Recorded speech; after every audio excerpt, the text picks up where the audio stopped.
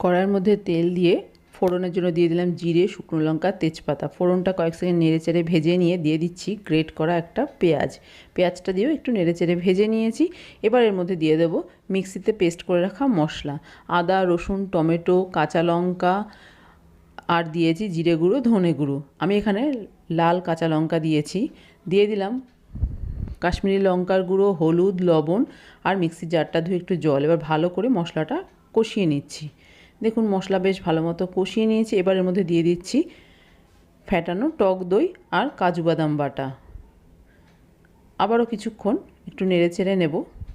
এবার এর মধ্যে দিয়ে দিচ্ছি স্বাদ অনুযায়ী চিনি, দিয়ে দিচ্ছি ভেজে রাখা আলু আর পটল। কিছুক্ষণ আলু পটল দিয়ে ভালো করে কষিয়ে নিয়ে দিয়ে দিলাম পরিমাণ মতো গরম জল।